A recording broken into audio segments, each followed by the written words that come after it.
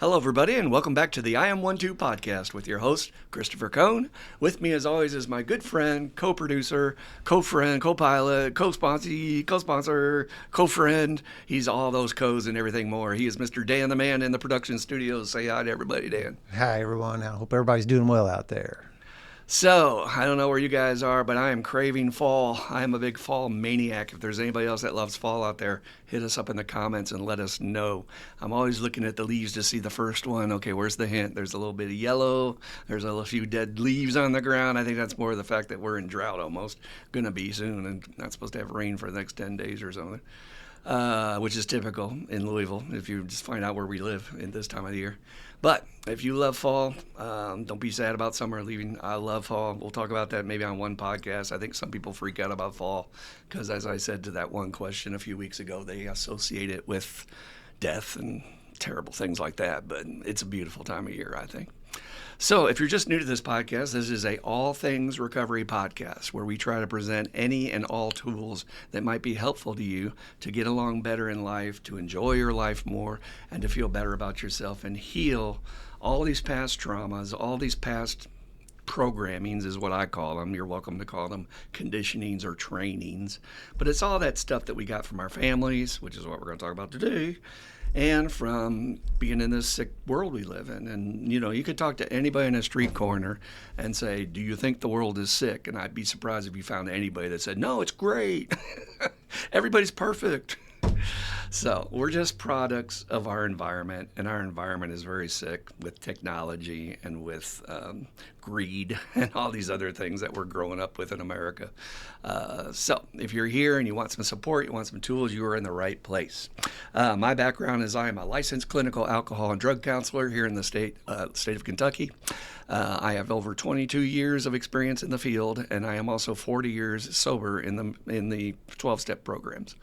I also grew up with an alcoholic father. So for whatever reason, whatever karma I did in past life, I've had alcohol and drugs around me this entire life. And I feel like that makes me pretty uniquely qualified to talk about all things addiction. And when we talk about addiction, I had to explain to my patients today because they get a lot of heat for alcohol and drugs. We're talking about everything. Everybody is addicted to something in this world we have today. I don't care if it's social media. I don't care if it's shopping. I don't care if it's power, money, exercise, whatever your jam is. The thing that if you tried to give it up, it would be difficult to do. But on top of that, we deal with all life issues here. So we're trying to structure it that one week we deal with more of an addiction-centered focus, and then the next week we'll deal with more life issues and just general problems anybody would have. Plus, on top of that, we're trying to have guests in here, and we've got a great guest up for next week, so definitely tune in for that. Or whenever you see this, it might be the week before. We never know how these are going to fall on YouTube. But let's get right into it today because we want to talk about this issue about family systems and how they shape your entire existence, according to this guy, from everybody I've been exposed to, everything I've read, all the trainings I've done, and every single patient or sponsee I've ever either walked through the fifth step or just taken them through treatment. Our families, the neuroscientists, are telling us they are shaping your brain within the first 2 years of your life for you to react to the world a certain way. Can you imagine? Did you even have a chance to defend against that at 2 years old? Of course you did not. Now, I'm not as pessimistic about, plus the brain can change. We'll talk about that later. It's not like you're stuck like that the rest of your life. But I like to more talk about the first 10 years, maybe 12 years until you reached your teens, that you really had no influence on what was poured into you. And I don't know anybody out there that had a choice when they were up in heaven or wherever we are before we come to this world, and they said, okay, which family would you like to be in? Would you like to be in the alcoholic family with a codependent and a lot of dysfunctionality, or would you like to be in this clean, healthy, wholesome family? And even if you come from a clean, wholesome, healthy family, there's always issues because why? We're human beings. Everybody's flawed. Everybody has stuff. And then on top of that, the world happens. There's events like economies crashing and people having to move with jobs or divorces and all that stuff. So all that stuff goes into shaping you in terms of your worldview, which is what we say as therapists. It's the way you're going to look out of your eyes at life. And when something happens to me, I'm going to have a different experience of that worldview compared to my friend Dan. Dan would look at it through his eyes about what he was brought up with, and we had kind of different upbringings, even though we're only separated by 30 miles as we were growing up, just about. But, he's in Indiana and I'm in Kentucky. No, that's an old joke. But But this idea that we're not stuck in this mode with therapy and with the 12 steps, especially to do inventory and find out what your patterns are, which is what the fifth step is all about, is I do this in every situation, especially relationships and stuff. You can absolutely unwind these habits and become a brand new person on your own terms.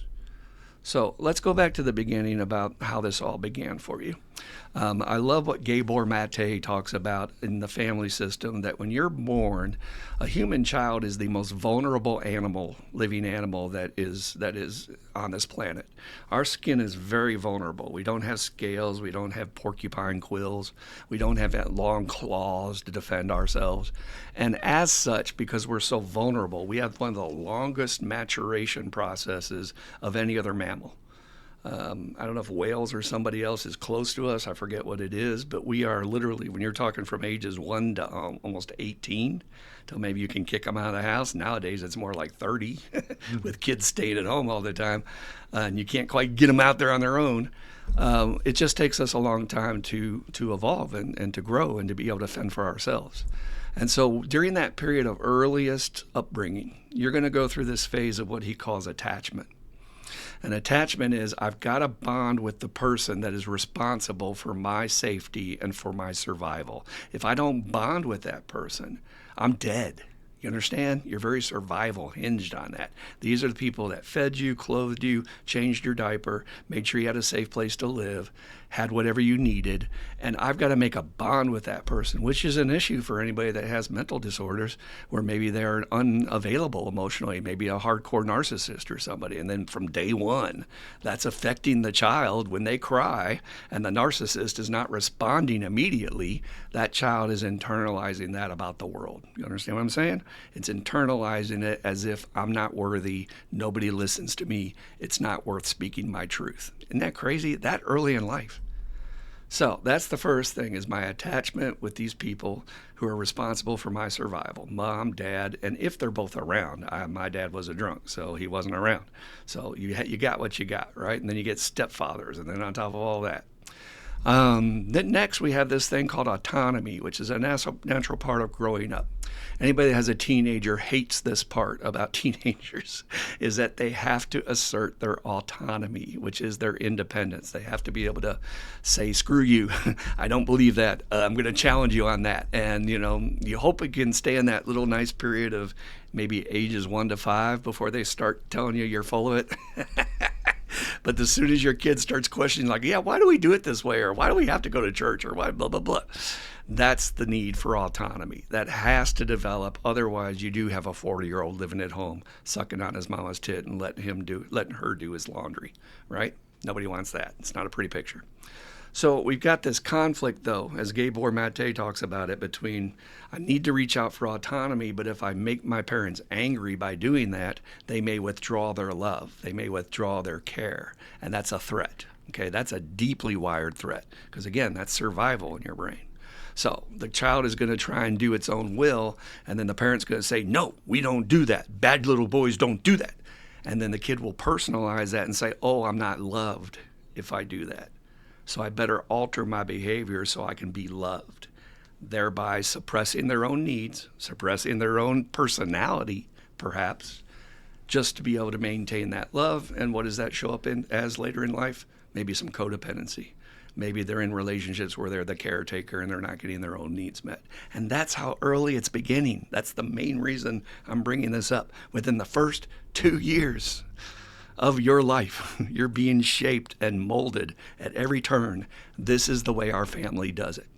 Now, there's a covert phrase that I picked up on that families use to hide all this. They don't mean to, it just happens. We call them traditions. This is our family tradition. This is the way we've always done it. So when I said you didn't get to choose your family, you didn't get to choose what religion you were going to be. You didn't get to choose what politics you voted. You didn't get to choose what activities we do as a family that we consider okay and other activities are weird. We didn't get to consider where we go eat out to restaurants.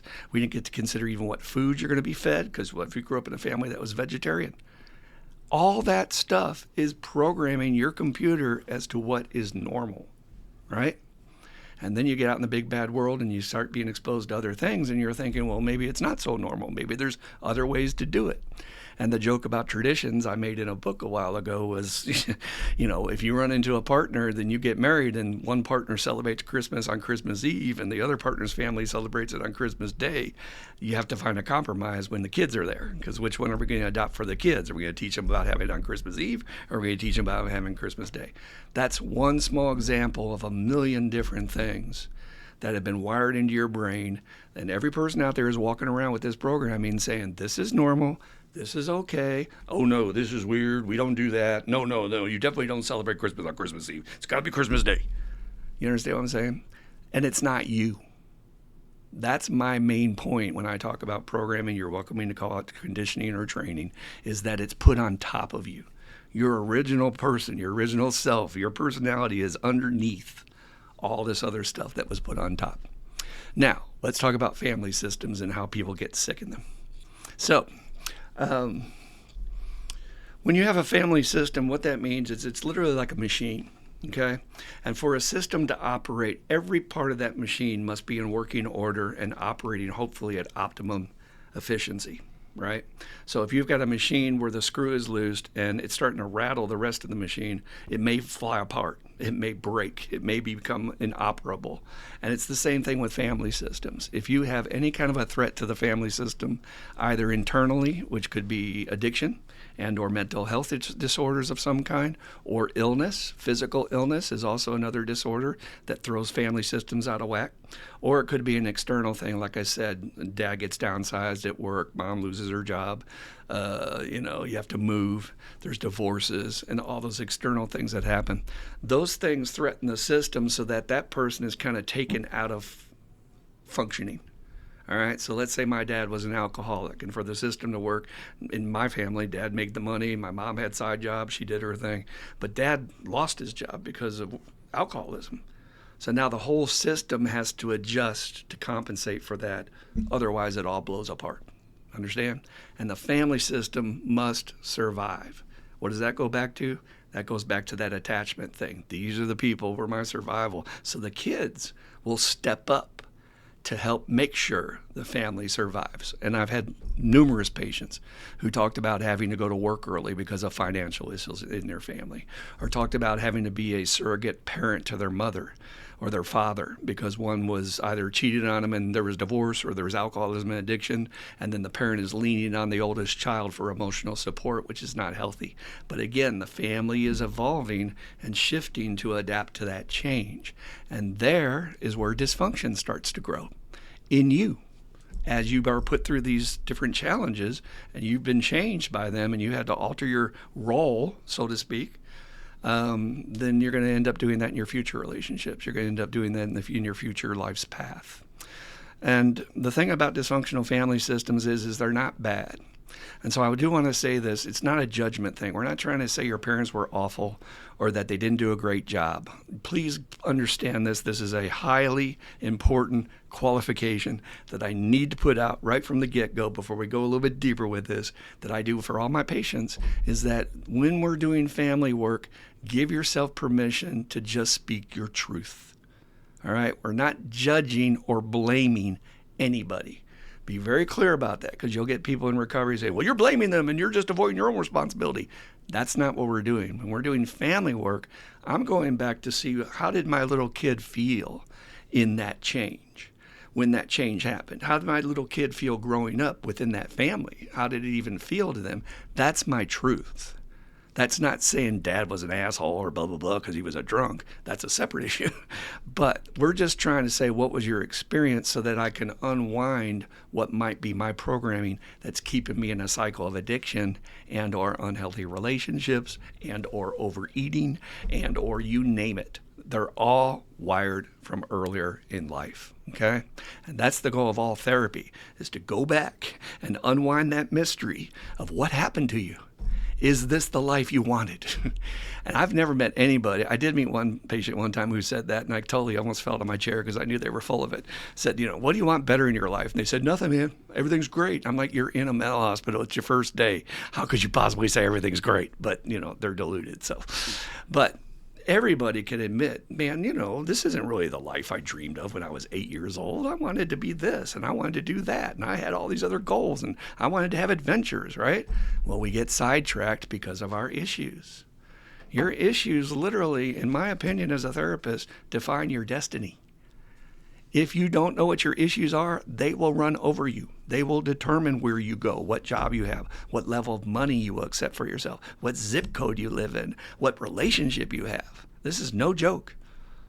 However, knowledge is power. You find out where those things came from, particularly in the 4th and 5th step of the 12 steps in doing inventory, and then you talk to your sponsor about it, and they share their issues, you'll get clarification and say, oh, that makes sense. That's my mom's voice in my head talking. That's my dad's stuff. That's my uncle's trauma. That's my grandfather's karma. Again, it just gets passed on down, just by proximity. You're in the family, you're going to get what you get, and we didn't get to choose it, right? Makes sense? But again, I want to reiterate that we're not blaming, we're not trying to say they're at fault. There are a lot of people I've encountered over the years in the program who will take that old tact that if you try to bring up some of your family stuff in a group, and it's not a good group, it's not a healthy group, that old timer who's not done his work on his own child, and he's a burned up little kid inside, will shout out, they did the best they could!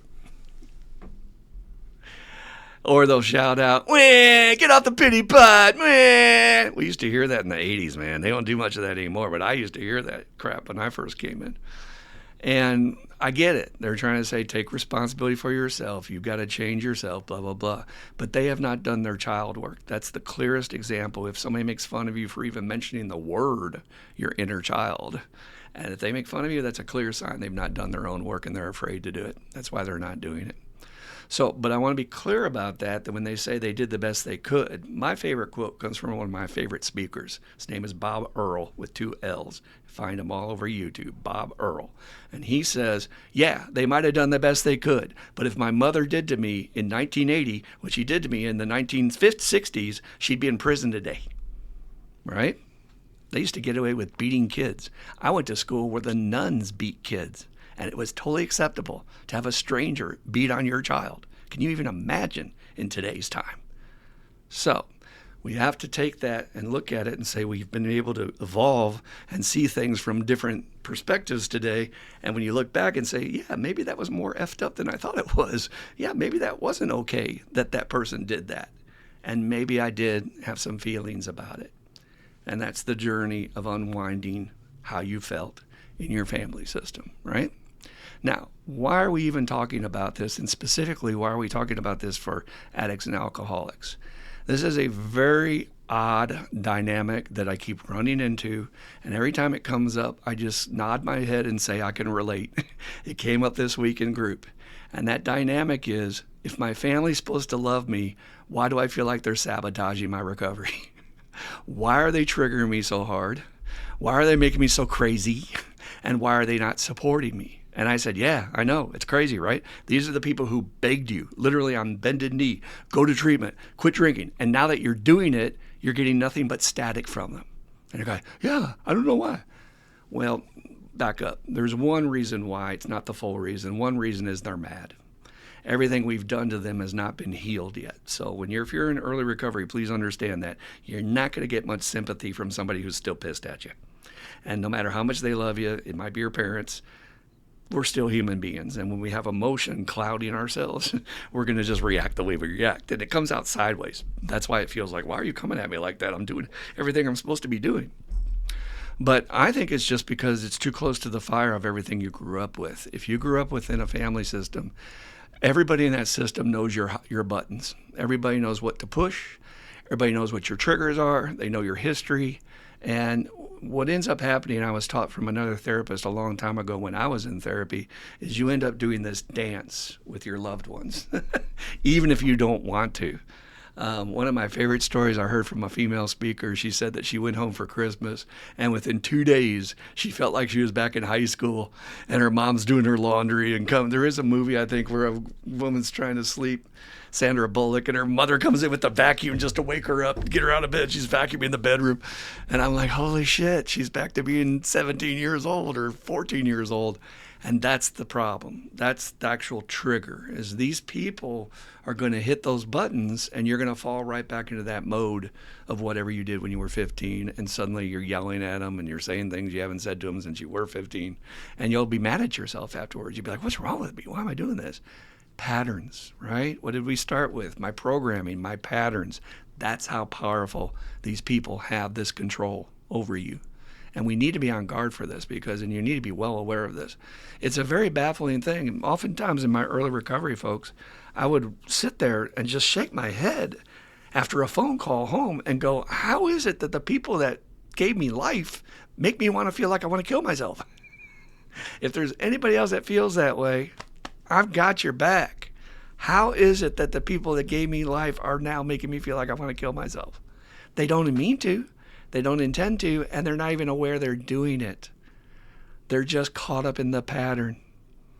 They're going to do what they're going to do. You're going to do what you're going to do, and the dance begins. Here we go. You say A, I say B. You say C, I say D. And it's going to happen so automatically, and afterwards you're going to be crazy.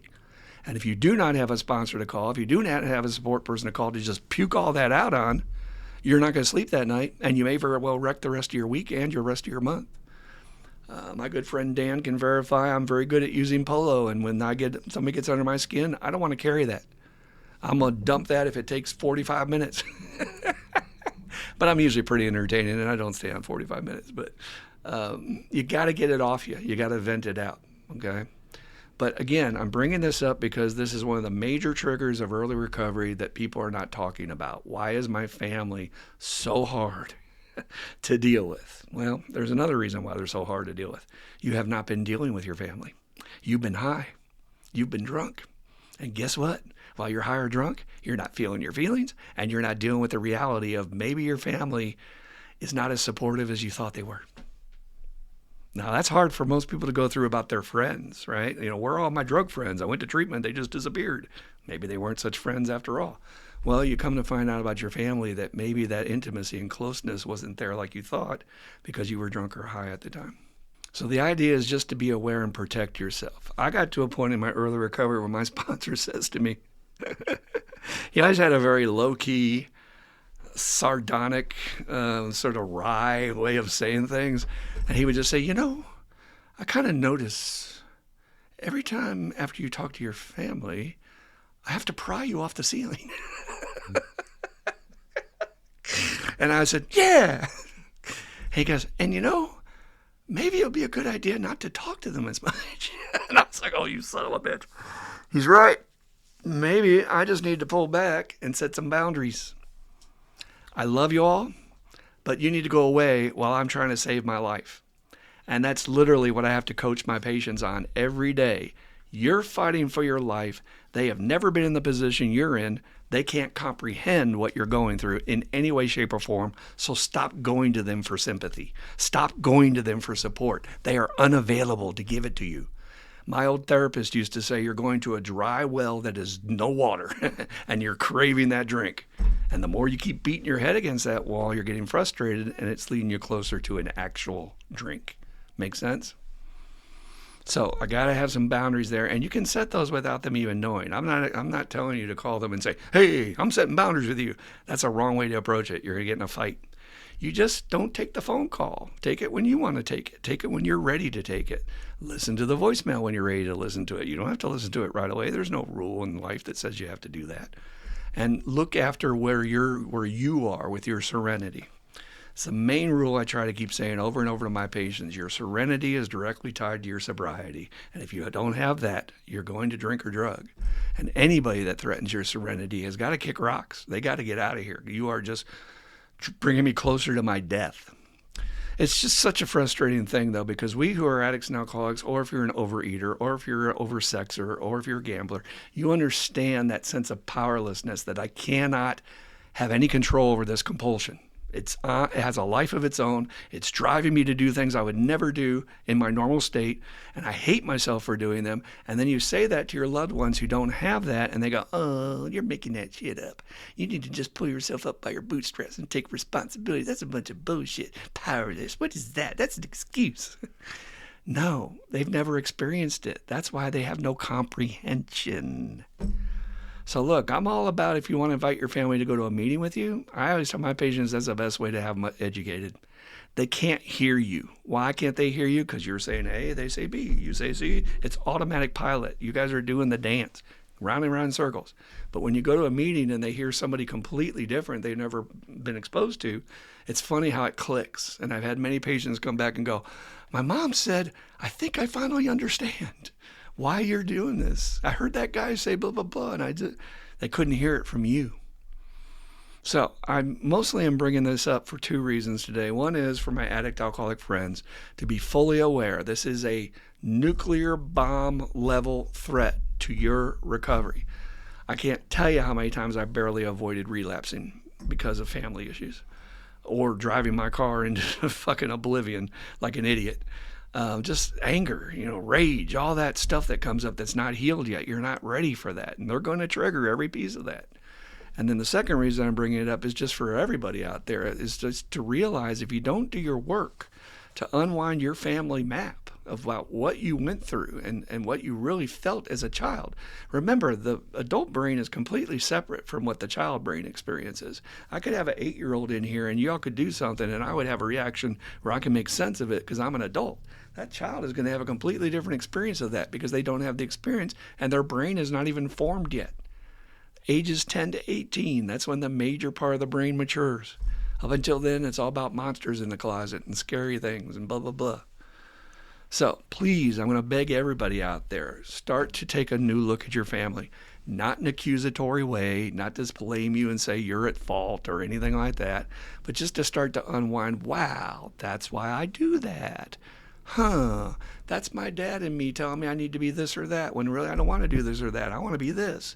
And it's literally decided your career path. It's decided so many things for you that you still have time to change, which is what this whole podcast is about. It's about recovery and owning yourself, your truth, and setting your path on your own terms, not without Madison Avenue telling you what to do, not with social media telling you what to do, not politics telling you who to be. How many people in our society are programmed by politics to the point it's made them toxic and sick, dying almost?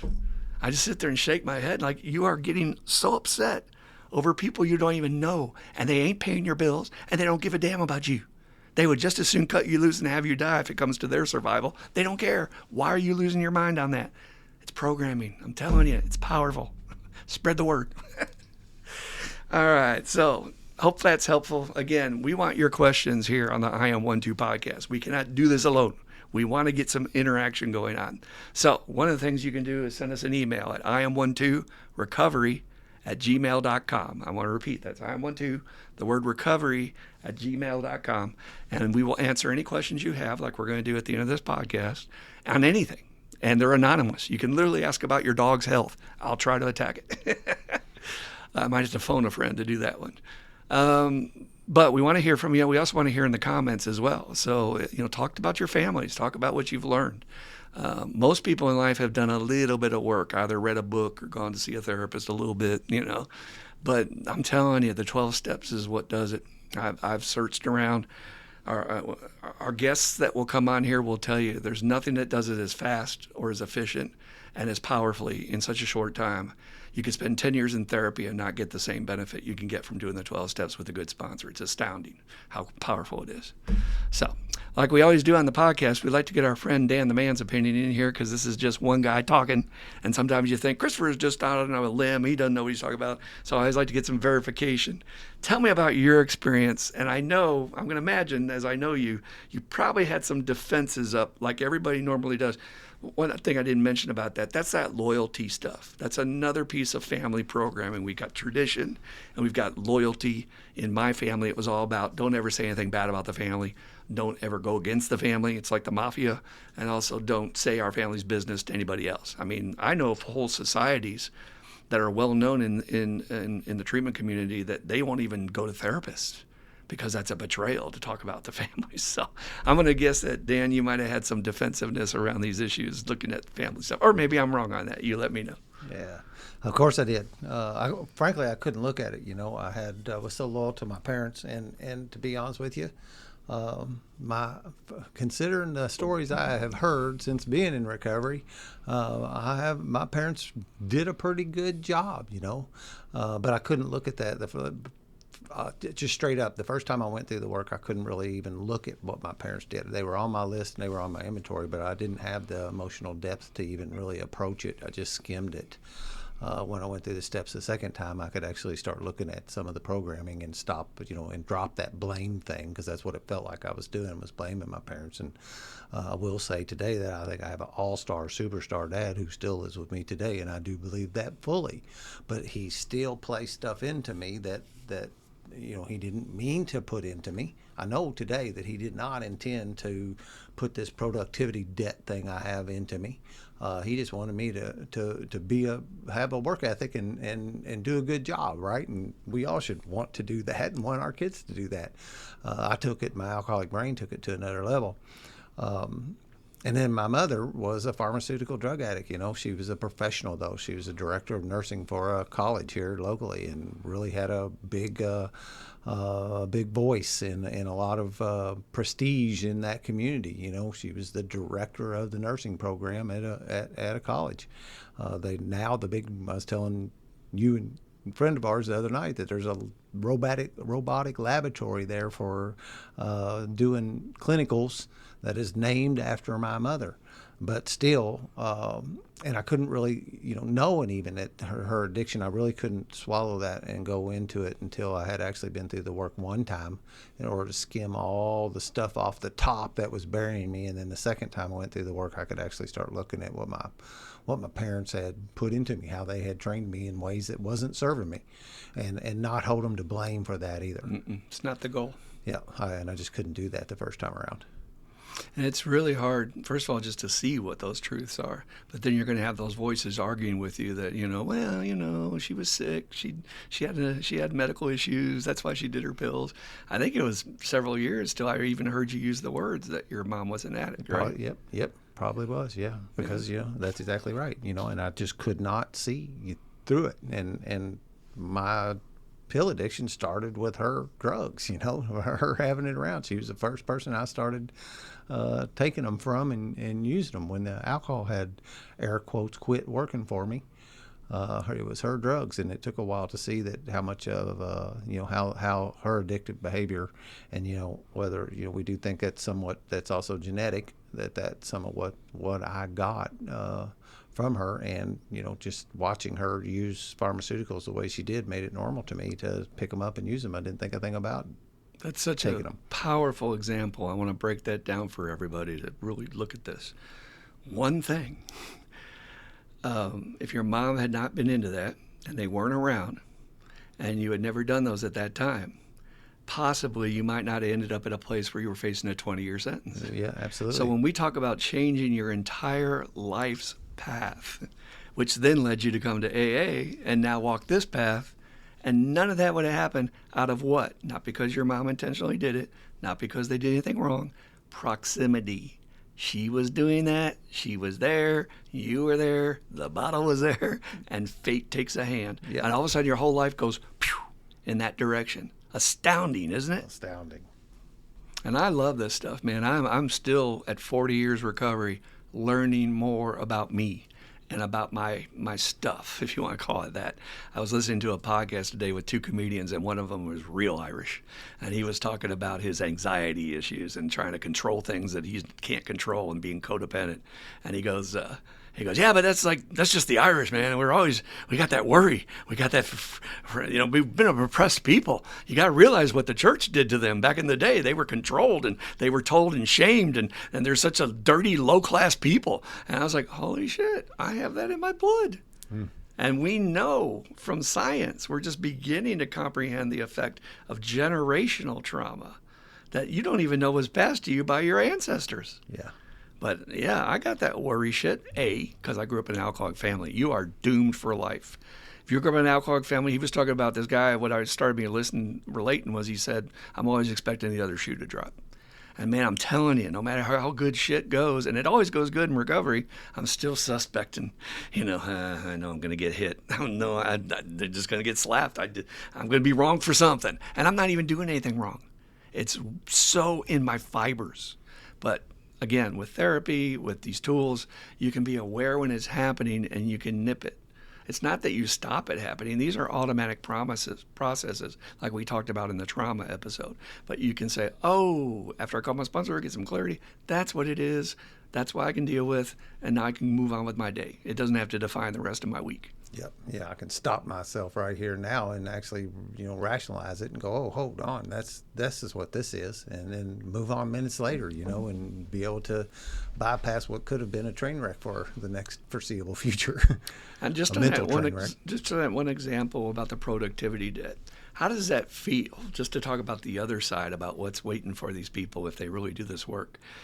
I know I take a personal pride. I just do, as your sponsor. When you tell me you slept until 11 the other day, I was like, yes. Because it's about Dan doing what Dan wants to do, right? Not voices in my head, not expectations of society. I'm going to choose my own path. And so does that feel good? How's that feel to you when you do that? It's unbelievable, Lightning, and it's taken some time to get there, but to find my path and be okay doing it and not be worried about, kind of like what you were talking about with the worry behind your head about like that. I've heard people use the term hypervigilant. It seems like it might be getting a little overused here lately, but it does fit that, I was a little bit hypervigilant about not being caught resting. I had to be doing something. Like somebody's going to yell slacker at you or something. Yeah. Somebody going to crack the whip on me. And car's going by, leans out, you lazy bum. Yeah. Car's pulling up the driveway, honking horns, telling me to get out of bed. And it really, and it's still, I know it's still in there at some level, because like we get up on our Discord every morning and everybody says good morning, good morning, good morning, and some mornings my good morning don't come for quite a while later, and it's still there for a minute, but my morning started when my morning started, and that's okay with me. To be able to just operate in life at my pace, not the pace that's set upon me. It's just amazing. It's just amazing, and these gifts of freedom to start over. We don't realize it's a very common principle in spirituality, but we don't realize with every day you awake, it's a new beginning. We're not, the things that happened yesterday are yesterday, they're gone, And so at any time, you can rechart your entire course of your life. I've had patients come to my group in their 70s that found a whole new life for themselves in recovery that they never expected, and they went on to say it was the best part of their life. So for anybody out there that's struggling, all you need to do is get over your ego a little bit and be open-minded. When you get a teacher, as I'm serving in this role right now, offer you a tool, try it. That's all, but don't do it alone, okay? That's the one thing in recovery. You got to have a sponsor, somebody to guide you through this, because doing inventory by yourself will make you drink. Right, Dan? Yeah, absolutely. We should make them promise that. Dan makes people promise never to do an amends without talking to my sponsor. You should make them promise, I'm not going to do work on my 4-step without talking to my sponsor. Yeah, you really should not attempt 12-step work by yourself. I think it's more harmful than helpful to some extent. You need a guide, and secondary to that is the wonderful support group, and to have people on the path that's around you. When you're in a herd of people who are working from the same concepts as you're working from and have the same aim of where they're going, it's much easier to be in that flow with them than to be trying to do this by yourself. There's support around to available. People want that. We are a community-oriented animal, and so have a sponsor and get some friends that are doing the same thing. And here's more gifts for you. I hear people a lot get up and they'll say, "My name's so and so. I'm an addict, whatever." And after everybody says hi, blah blah, whatever, blah blah, they'll say, "Hello, recovery family." Yeah. And so you don't have to replace your family system. It's like you get another family. You do. And sometimes these families in recovery, I won't say most times, they're just more intimate. You're able to talk on a different level. I just had brunch with my family a while ago, and we talked about the news, talked about the weather, talked about work, all these surface issues, right? Ain't nobody talk about their feelings or about what you're really struggling with in life, and it's just not safe, you know? But in your new recovery family, you can just be yourself, and if you're not feeling it and you get on Discord and they say, "Where you been, Dan? Why are you so late?" "Fuck y'all, I don't feel that way today. I don't want to say good morning. I hate y'all." And we'll say, "Cool, keep coming back." And not only that, I was just thinking it's even deeper than that. You can have several recovery families. We are blessed that we get the AA recovery family, and then we got the TSSR, which is going to be the IM1-2 recovery family of all these other new friends. And we all walk the path together and share our stuff with each other. And kind of everybody in the group knows what everybody else is up to generally, right? We don't know specifics because we're not in touch with each other every day or whatever. But we all kind of know, "Oh, I heard you were going through this," or "I heard you're struggling," and we can support each other. And if you grew up in a dysfunctional family system, your level of support was zero because the people were just too sick to give it. It's not their fault. They got their own issues. They're struggling to survive, and they weren't usually taught it themselves. They were absent at school that day as well as you were, that not get the tool to, maybe I need to ask you how you're doing and how are you feeling. And, another thing that happens in alcoholic family systems is if you share how you feel, you get judged or you get beat up with it or you get hurt. And so you just learn to not talk about that stuff. And you were a pretty bottled up guy when I first met you, Dan. Will you want to say anything about that? I don't ever remember not having my feelings validated as a child. I think that came more out of my peer groups and stuff where I got that, wasn't safe to be talking and be open with people. I always had a relatively open relationship with my parents, and I didn't ever get chastised for, the old thing about, stop crying or I'll give you something to cry about, just all that line of thought. I picked it up with my peer groups, trying to be the tough dude, trying to, you was closed mouth, you didn't complain about nothing, you didn't let anybody, didn't show any vulnerabilities for sure, they'll, don't let them get to your soft belly, keep your back to them. That's an excellent added subject because that does happen through especially teenage years, that we adopt this new family of our peers. And for teenagers, your peers mean more to you than what your parents are saying. And so, yes, they begin to define who you're going to be. And if you're a drug addict, alcoholic, based on what they use for a chemical is going to define who you're going to be to fit in that peer group. So, I so never many once influences. decided I was going to smoke pot. Hey, I'm going to start smoking pot. Or, hey, I'm going to start doing acid. Or, hey, I'm going to smoke some cocaine. Or, hey, I'm going to get a bottle of booze. That was never my idea. It was my friends' ideas that brought that to me. I never once my very thought famous to do that. Hollywood, son of a Hollywood famous actor, which I won't say his name, introduced me to freebase. Yeah. I couldn't have done that on my own. He had the resources. He's from California. He calls me up. Sidebar. Calls me up and says, "Hey, man, I got this big old freaking rock of cocaine in my freezer. I got to get rid of this. If it's around, I'm going to use it. I need you to help me." I'm like, "Sure." And I didn't realize we were talking freebase, not just snorting, and it took me to a whole new level. It's crazy. And that had never been your idea. No, I would have never even encountered it. Episode 1, it is not your fault. Yes, absolutely. All right. Any other words on families or anything else you want to say? How about how you've walked through that with this is something you made me think about, is that one of the greatest gifts of recovery is getting to be a father figure to your guys.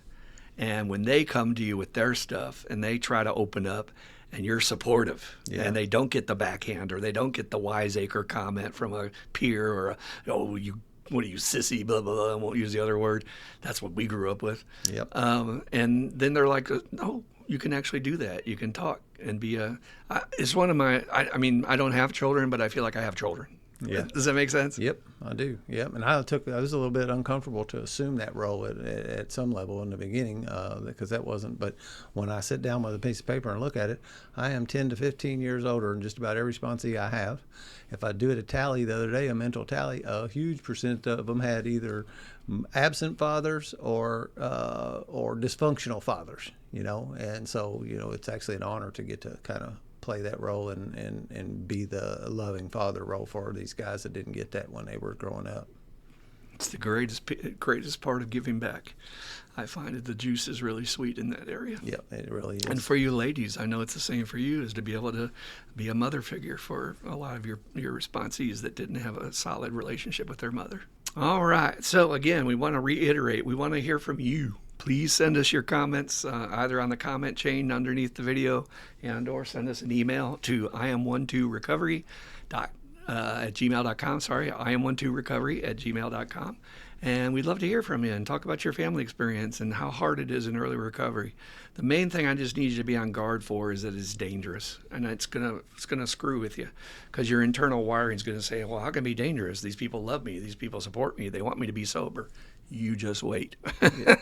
As an old timer, I'll sit in the meeting and I'm going to wait for you to come that one night when you need the burning desire, and you're going to tell me how. And by the way, this we didn't get into this today. We'll get into this on another day. But your spouse and your wife or husband and or whoever you're living with, that is also considered part of your family today, and they are also some of your biggest triggers.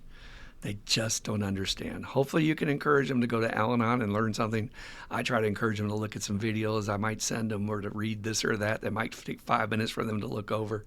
But again, if you can invite them to a meeting, especially on birthday night, they can hear some stories that make them understand what you went through. Yeah, and if you went through a situation or you have something that this is pinging off of you, maybe write us and tell you how what happened and how you handled it, and we can talk about that and discuss it here in the question and answer period. It doesn't have to be just a straight up statement with a question mark on the end of it. Tell us what you're doing. Absolutely. Or if you're sponsoring somebody and you're like, am I telling them the right thing? Yeah. Bounce it off people. Ask around. Yep, open that up. All righty. Well, that concludes our discussion or presentation on the topic.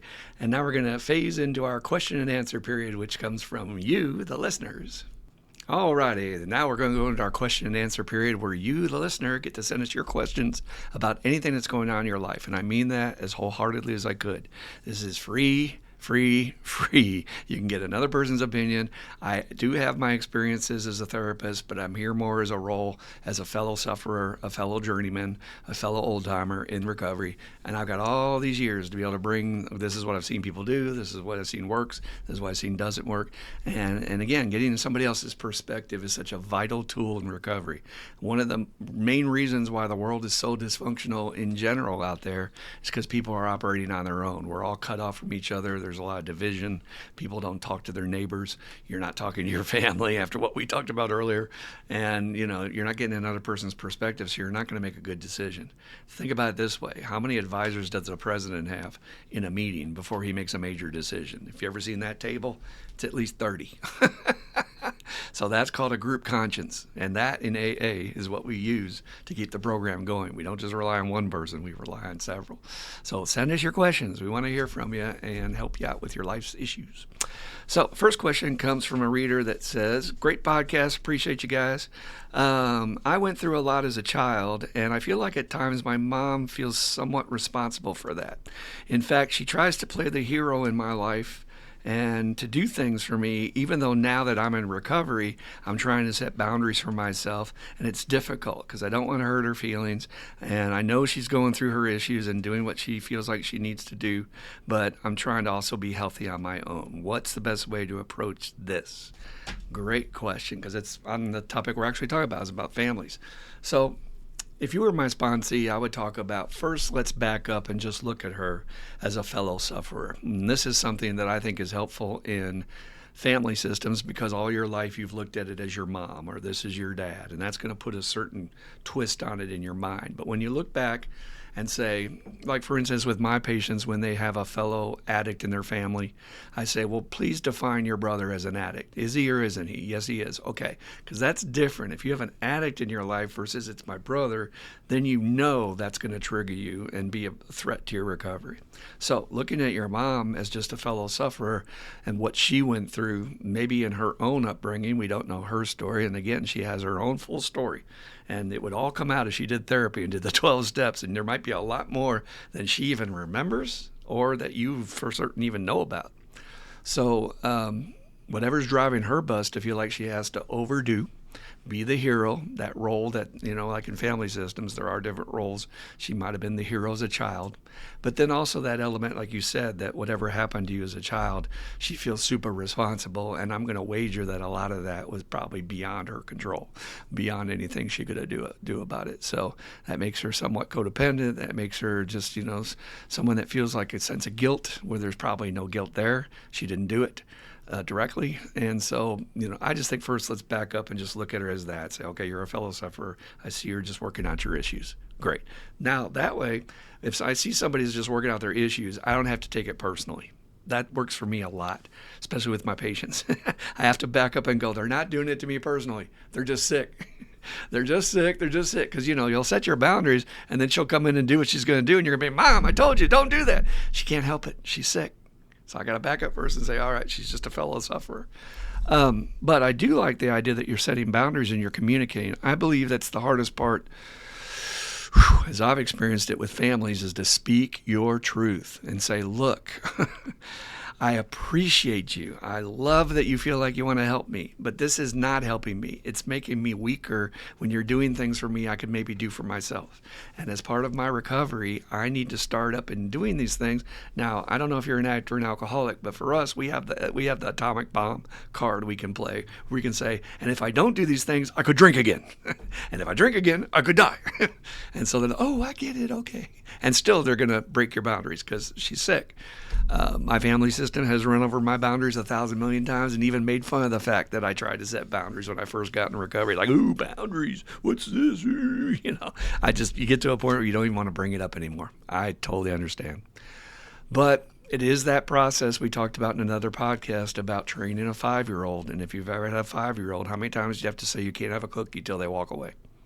And the more you complicate the message, you set yourself back for getting the message across. Make the message clear, repeat it 1,000 times, and when they find that's all they're getting out of you, they will get bored and walk away. No, you can't have a cookie. No, you can't have a cookie.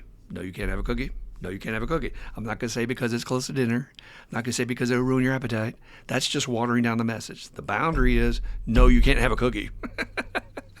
So the boundary here would be, Mom, stop helping me. Mom, stop helping me. But still, I think it's good to once or twice set the ground rules why you're setting that boundary. This is not good for my recovery. I need to do things for myself, and it's making me fall into our old patterns. That's not healthy for me. So I know you want me to support me, and I know you love me, but this is not helping me, hon. And I know you're going to do it anyway because you got these issues. So you could even invite them to encourage them to look at their own stuff and say, Mom, recovery's for everybody. This is a family illness. Why don't you look up some of this stuff about the hero child if you've never heard about that? That's a common role in dysfunctional family systems. Why don't you talk to me? Invite her into the conversation about what you went through with your parents to make you the hero child. What happened in the family with some sort of catastrophic event or challenge that made the family put you in the hero role? But again, this is all conditioning, and she can't help it. Like I said, 1 to 2 years old.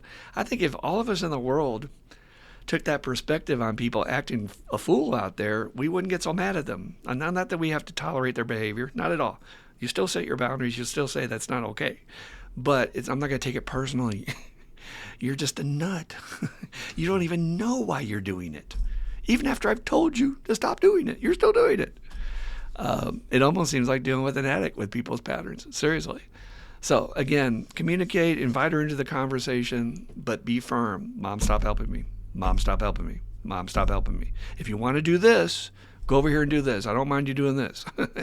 Give her something to distract her. But Keep that message firm. I'm not going to move on that. I'm not going to let you do that. I'm not going to let you. Then when you give in, you're just reinforcing that she's going to be like, oh, all I got to do is wear her down and she'll let me do it. There's that circuit that needs to be completed in her to complete the task, to feel good enough inside that is just as fierce as the circuit I have inside to go to the dope man's house and get that inside of me to feel better. I have found that as a therapist more than anything else. All those codependency traits, all those traits about these patterns, they have to complete the circuit, just like a compulsion to use alcohol and drugs. So again, what does that do? It gives you a little more empathy for and not getting so angry like she's doing it on purpose or trying to jam you up or make your life miserable, although it can feel like that. Trust me. Dan, you have any thoughts on this about what you would say to somebody that just won't get the message that I'm trying to, especially changing in early recovery? It's hard for families to get with that idea that there's a new sheriff in town, as I call it, and this behavior is no longer tolerated. Yeah, it's a common thing among my sponsees is that's a universal battle of getting these family members to understand that there's a new sheriff in town, just like you said it, and one thing I thought about in there is, don't stop helping me, but, under that conversation of when I need help, I will ask for it.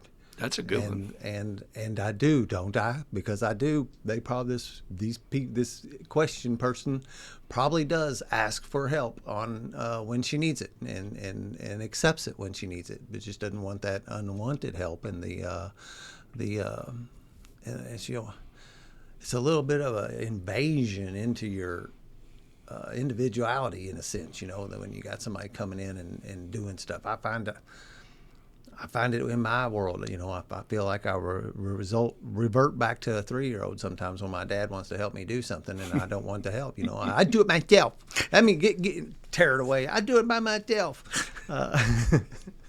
But there are some things that I know I am like, this is stuff I'm doing for my work and I need to work through this hard spot here. And that's just part of what I need, that's part of my growth at the moment. And I do need to conquer this thing on my own. And I didn't ask for help. And when I do need help, I will ask for it. And I do ask. It's not like I never do. So, but your answer was wonderful on that. It's a tough cookie. It is very hard. It's a battle. You have to just sort of persist and just make your little inch gains with your family and be very satisfied with just inch gains. It's not going to change overnight with years of training. Yeah. But with your situation, again, talk about family systems. What a great opportunity for Dan to go like, okay, why am I reacting so fiercely? Why? I mean, look, I'm mad and I'm annoyed with him. That's one thing. But I'm doing it myself. That message, that comes from somewhere where maybe Dan in the past was controlled or Dan in the past was overmanaged by somebody. Yeah. And there you go. It's coming out in my adult life at 50 whatever. And I don't even know. I don't even know I'm doing it. I catch myself back at 3 all of a sudden. Mm-hmm. Very powerful example. Automatic processes, try not to take it too personally. And that's the main thing I want to emphasize again in this situation. The people around you are acting out their patterns, and they tell us that 90% of what we do is unconscious behavior every day. So they're not aware. So I like to do the old, you can catch a lot of more flies with honey rather than vinegar. Start nice. And then as Patrick Swayze in Roadhouse, be nice until it's time not to be nice. And so you set your boundaries, you explain why, you invite them in the conversation. Mom, why don't you go think about why you are that way? And why do you have to do that? Why is that a need? But if they keep doing it, you have a right at a certain point to go, stop. And I believe that. As firmly as if you're telling somebody not to touch you, you have that absolute right for them to set other boundaries around your life with the same fierceness if it's going to threaten your recovery. Do it. You may be the only person in your family that finds recovery. I will advocate that to the day I die. I've got your back. I'm strapped. With this program, I will protect you. That's why I tell my sponsees, you're making the right decision. If you live and don't go to prison and don't die from your disease, you're going to be the winner. So you're making the right decision if it's based on protecting your recovery. All righty. Second question for today, and thank you so much for the first one. Like I said, please send them to us. We need to hear from you. All right, on the topic, you hear in meetings about not putting your sponsor or other people on a pedestal. So how do you get this very point across to a newcomer when that person has said that in their opinion, you saved their life and they feel like they could never repay you for what you did for them? What a great question. So, my favorite phrase that I've ever heard in the history of Alcoholics Anonymous and the programs is our sponsors are angels with clay feet. And that's how I've tried to operate. I had a great sponsor, Dr. Burns Brady, who was the most brilliant man. He has a building in town named for him. He's well remembered in the recovery community. He passed away this past year as someone who helped a lot of people, more than probably I'll ever help in my life. Maybe close. We're in a race together, so to speak. I still got many years ahead. But he always used to show his ass at meetings, and I was very, very impressed by that. I thought it was the greatest quality for a sponsor when he would come out and admit, I did this today, and I can't believe I fucked this up. Or I was in ego, and I said to this person, I shouldn't have said it. And, he's just being honest. He's being a human being.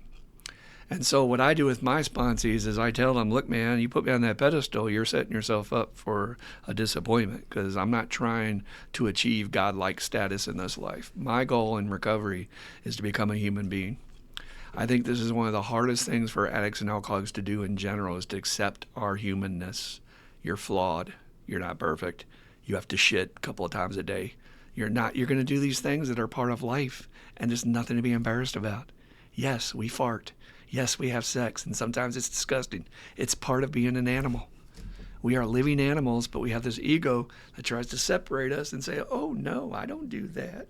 Or as this old lady used to say at my spiritual group, I poop ice cream. I don't know about you all. She said that every time. I just laughed. She knew what she was saying. But the point is that, if you put them on a pedestal, you're not going to be able to relate to them. That's the main danger, is that, look, man, you're going to put me up here and think that I don't understand what it's like to be down and dirty. And I have found that as a sponsor, I'm much more effective if my people, I can gain their confidence by showing them that I'm a fuck up. I am more than happy to tell you today, and I make a conscious decision at a certain point in my sponsees' adventures, really in early recovery, within the first few weeks to a few months. A few weeks, I'd say 6 weeks, maybe somewhere. I'm going to talk about my day and how something's going on and just vent on them like they're my sponsor. And almost always it brings us closer. It brings us closer that he can relate, and I'm not so high and mighty, and just because I got this time doesn't mean I'm all healed and ready. Lord knows, people that get healed, they relapse. That is not the goal. So any old timers walking around the room is like, I'm dressed just right. Look at me, Mr. Recovery. You're in danger, and you don't even know it. The goal is being myself. The goal is being human. Full recovery. That's what it's all about.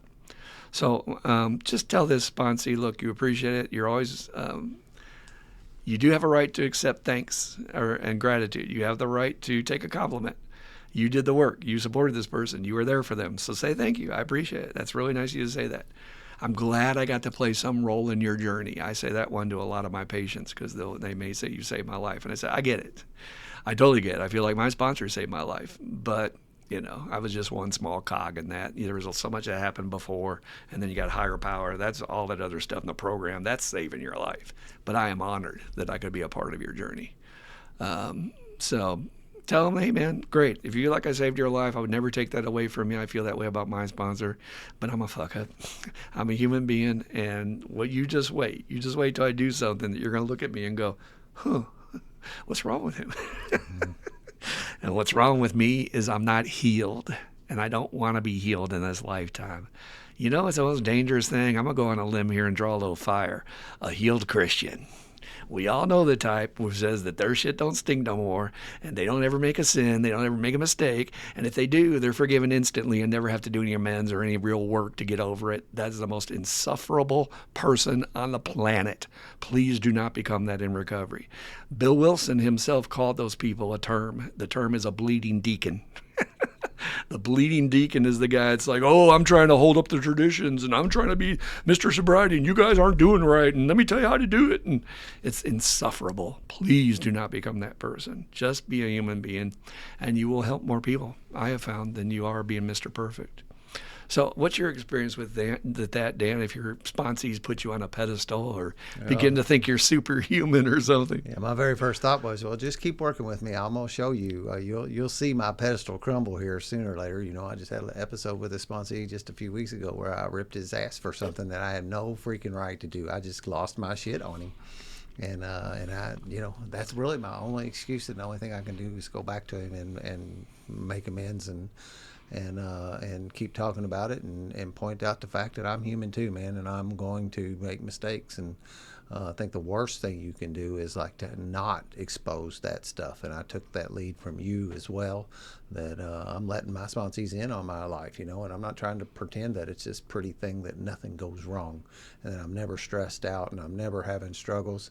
I let them in on my struggles, and that hopefully is do my best. I can totally, and like you said, I can totally understand. I honor you, Christopher, beyond what I can speak into words, but I still know that you're just a human, and you're going to have things happen too. I don't have that pedestal feeling, but yeah, I still do honor you at a great depth, and I can accept that from the guys that I help too, and draw that distinction between that.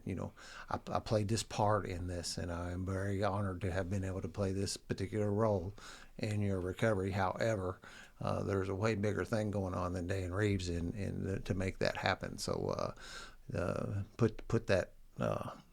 Make sure you're keeping that in perspective too. That it really wasn't me. It was the 12 steps. I've watched these guys that think they have to portray a certain image, right, of recovery to show their newcomer how to operate, whatever. They don't seem as close. Nope. They never have that close relationship. I have found that showing your ass brings you closer to your newcomers. So if anybody's out there arguing their head about how to approach this, I'm just telling you what I've seen over 40 years. It'll bring you closer with your newcomer. And on top of that, doesn't it make a person all the more admirable that in spite of being a fuck up, they're doing all these great things? It's, you can admire me and say, well, hell, Christopher's a counselor. He's writing this book. He's doing this shit. Yeah, but I'm just a human being. And I have every day's a struggle. Every day I got this or that. I got to deal with bills. I got to deal with what everybody else has to deal with. But he's still doing that in spite of that. To me, that's a greater achievement than somebody who's perfect. And of course, they're going to do perfect. What do you expect? So I think it's win-win all the way around. And I was taught by my teacher, Marion, who was just absolutely brilliant about deciphering what the Bible really says. And I don't go here often, folks, but it is an amazing living document if it's actually read the way it's supposed to be read. She said that everything that Jesus did as a teacher was by purpose. He was a master teacher. So every event that happened with him in his journey towards the cross was by design, because he wanted to leave behind a message. It wasn't freaking arbitrary. Do you think the so-called Son of God, if you believe that, would do something arbitrary and just by accident? Of course not. He's got limited time here. He knows what he has to do, and he's trying to leave by as many lessons as possible. So the one lesson she talked about was on the cross when he had his moment of doubt. That was a specific message that it's okay to have doubt. It's okay to not have faith all the time, like some of these insufferable people. Oh, everything's great. It's not. It's not great. I'm on the cross. I'm dying. And Father, you've forsaken me. What the fuck? Okay? You can be human. One of the most powerful lessons ever he taught, and it's totally missed on most people you'll meet because they have not been taught how to interpret it in terms of history and in terms of why he would have said things a certain way to be able to have the people of his time understand it. Okay? So again, I say, if a person is able to do these greater achievements like Burns and still be such an egomaniac and have an anger issue and, intolerance and shortness of patience, and yet be the most patient, kind, soft-spoken person with a newcomer. If you ever saw Burns work with a newcomer, yeah, he held his meeting, the doctor's opinion. He was the most awesome, wonderful, loving person in spite of his human frailties. Didn't that make you admire him even more? Yeah, it did. And you were talking about him, he was just fully human. Burns looked fully human. He was teaching and carrying a message and probably knew more about addiction and alcoholism and this spiritual sickness than anybody walking the earth. And yet he still knew that he'd share his other, he was just transparent. And it made you look up to him, and everybody that knew him, if I felt that way. He was a giant. And in many ways, more of a master teacher than anything I could achieve, particularly with The story I always hear from people is the day he lost his shit at the healing place. He was trying to teach the class. He doesn't have to do this. He's doing this out of the goodness of his heart to volunteer his time. And these people are throwing spitballs and paper balls, and they're making jokes, and they're talking and they're just not paying attention. And he just lost it one day and went off on them. And I was like, yeah, I've been tempted to do that, but as a professional, I can't really do that. He wasn't serving as a professional role. But again, he's just showing his ass. I'm a human being. I'm trying to help you, dumb son of a bitches. And they actually listened after he took them to task and said, you're right. Everything I'm writing on the board here doesn't mean shit to you unless you've had your last great ass whooping. And I pray you've had your last great ass whooping. So, humility. Any of y'all that are out there suffering, you're in a process of gaining enough humility to listen to some other person. That will save your life. Yeah.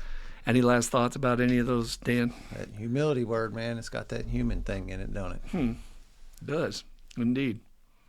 All righty, everybody. Well, we really appreciate you being with us. We love doing this. And again, we need your support.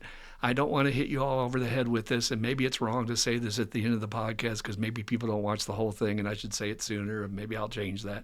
But we need you to leave comments. We need you to like the podcast, and we need you to maybe subscribe if you feel like you want to. This will raise our analytics on the great mighty YouTube, which is, we're just a dust in the wind right now. We need to get, you see people that have, thousands of followers? I don't know if we'll ever get there. I'm not worried about that for myself. I'm worried about that this is just going to go into obscurity. And everybody out there knows somebody that's still suffering that you wish knew this about family systems, or you wish knew this about boundaries or any of our other topics. Please pass it on. It doesn't take a second to put share and send it to somebody and just say, just thought you'd be interested. Whether they listen to it or not, it's up to them. But if we can raise our analytics, we're going to be able to help way more people, and you can be a part of that. So comment, like, subscribe, and send us questions. We want your questions to help you out. All righty. Well, at the end of every podcast, we like to close it in the same fashion they close many meetings, which is to say the Serenity Prayer. So if you would like to join us, Dan, the prayer. God, grant me the serenity to accept the things I cannot change, the courage to change the things I can, and the wisdom to know the difference. Just for today. Keep coming back. It works if you work it, and you die if you don't. Woo! We love y'all. Take care of yourself.